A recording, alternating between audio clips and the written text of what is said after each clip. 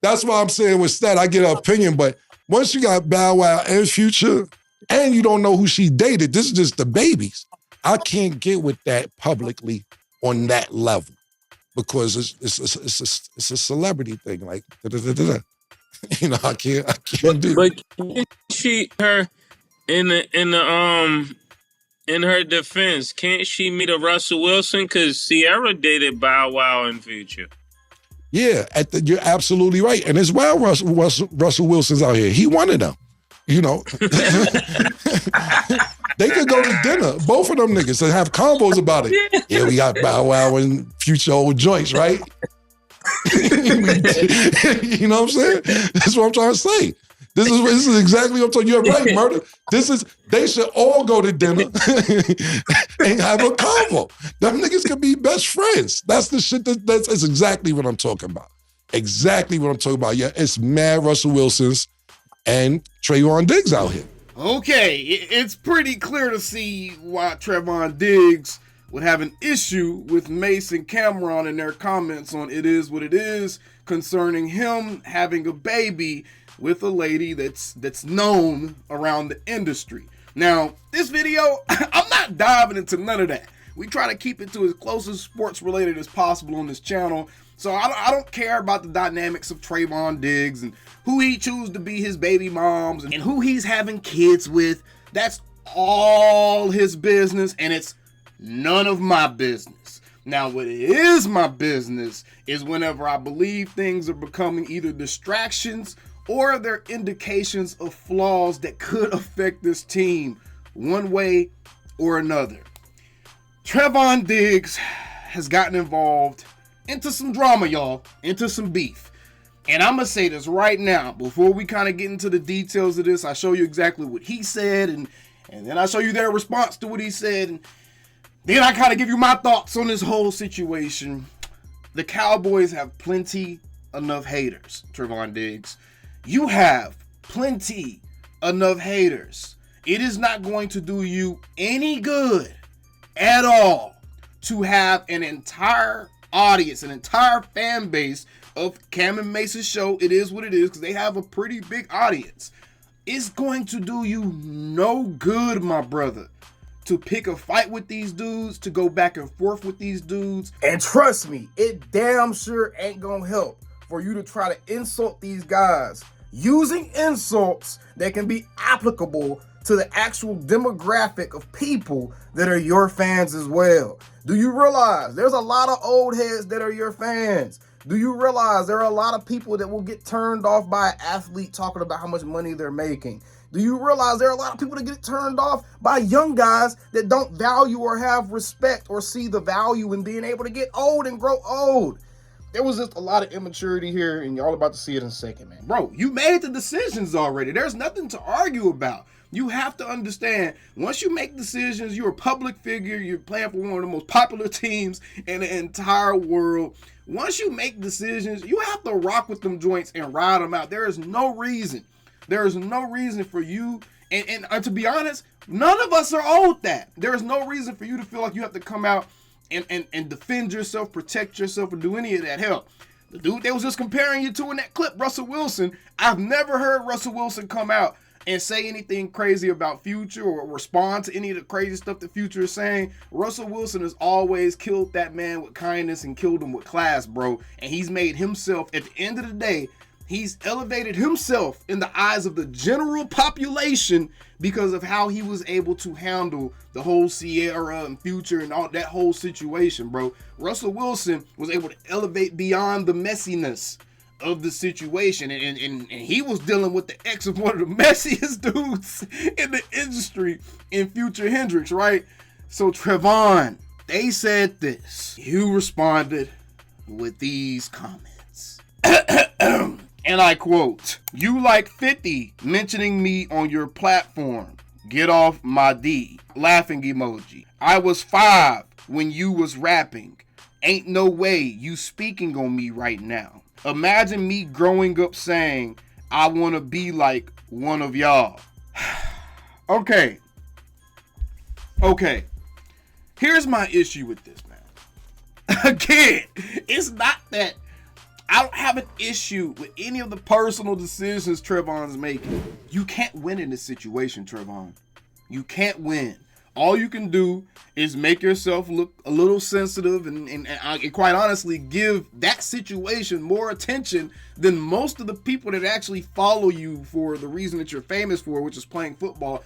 Bro, a large majority of us, and you can even tell this by looking at all of your posts and looking at the thread under it and how many people were confused as to what was going on. A lot of us had no clue this exchange ever even happened. I had no clue this exchange ever even happened. But bro, this is what we're talking about. When we're talking about leaders and we're talking about culture and we're talking about dudes having accountability, right? Yes, this has nothing to do with the football field. But at the same time, this is a clear indication of a lack of maturity, because what is going on X, and not even directly mentioning the guys, but subtweeting them.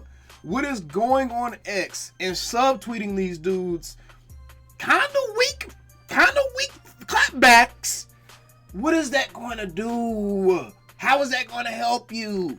All it's going to do is embarrass yourself, for one. It's going to make people hate the Cowboys even more and give a whole new demographic of people a reason to troll the Dallas Cowboys. And bro, it's going to accomplish absolutely nothing but give these guys a chance to do exactly what they did in response to these posts. They came out looking squeaky clean. They came out looking like they have some sense. They came out looking like the educated OGs trying to give the young bulls some grace. And right now, you're being painted as the overreactionary Twitter thug that has no self-control and is caught up in the glitz and glam of the celebrity lifestyle. That's what people are looking at you as right now, especially since you just added more fuel to the fire and it exhibited a level of insecurity and immaturity. To be quiet, I'm just being real, y'all. I know I defend Cowboys on this channel, but I'm not going to defend anything that's going to have me looking like a fool too. I can't defend this. Instead, I'm going to be real, give some tough love, and be honest, bro. Trevon, this is not the look for you, bro. This is not the look you need to be establishing, dog. And you can see this because everyone's perceiving it this way as well, especially after their latest response to the comments that you just made and I just went over. It's like Trevon Diggs has responded to our opinion on what we said last week about him and his situation with his future baby mother, or his baby mother to be, I'm not sure. First of all, I was rapping before you was born, nigga. You was born in 98. I was rapping before you was born. But the problem is, we're not rapping up here. We're talking about the situation at hand. This has nothing to do with rap. We're not here to rain on your parade. We actually support it. If that's the type of nigga you are, that's the type of nigga you are. We wasn't dissing it. I just said I'm not into that. I think I'm going to copyright murder. I ain't into that. Because I've been seeing that all weekend. All weekend niggas was hashtagging, I ain't into that. I ain't into that. I ain't into that. That was all weekend. I think that's what irked niggas. But at the end of the day, homie, I'm not here to shit on your parade. If you like it, I love it. I'm just wishing you luck. I'm just telling you what Cam can and cannot do. But what you don't want to do is be the focus. We're on every morning. I don't want to make you the focus. I don't want to lead the show off with you. Because I didn't say half the things that I really could say. I actually thought I was being polite, to be totally honest with you. Like Cam said, you don't want to become the focus, because we're not really making you the focus.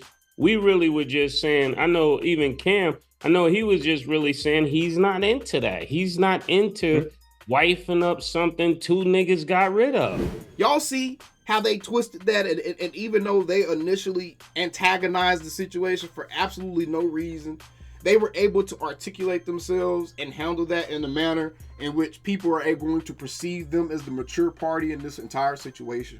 Do y'all realize that? Because at the end of the day, and this is what kills me about these dudes. This is a personal rant. You can have content creators and influencers making amazing videos about you guys, blowing you guys' heads up, talking about how amazing y'all are and giving y'all all the kudos and credit in the world. Y'all won't pay that any mind. Y'all won't pay that any attention.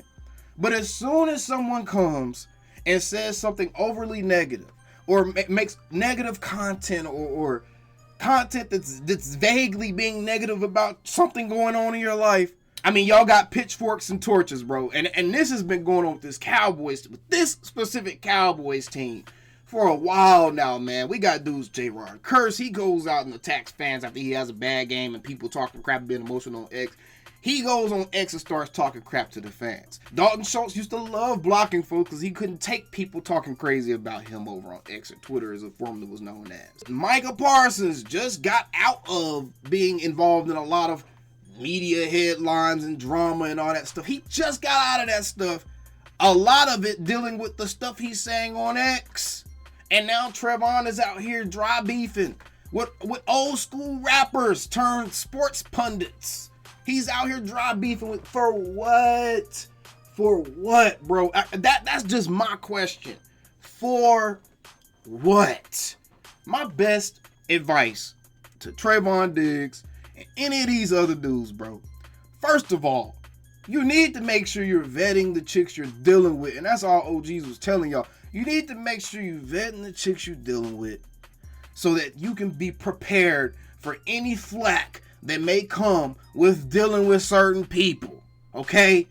Secondly, y'all have got to stop venting and getting emotional on X because it's going to do nothing for you. Nothing. What were you going to accomplish? What were you going to accomplish? All you did was inform more people about how you got roasted by these dudes due to your decision making. That's all you did, bro.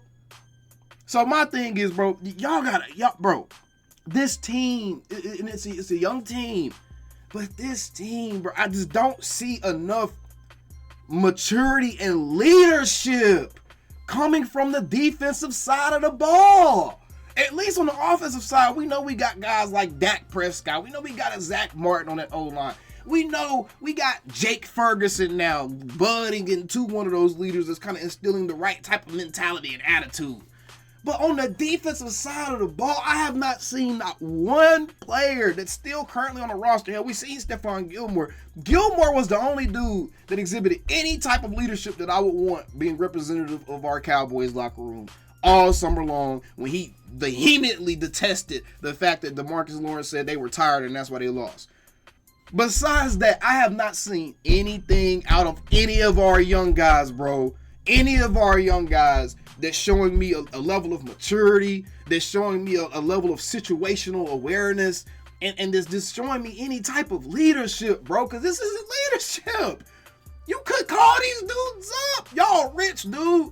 You can't tell me there's not a way you could have got your people to get in contact with their people so y'all could have had a conversation about it offline.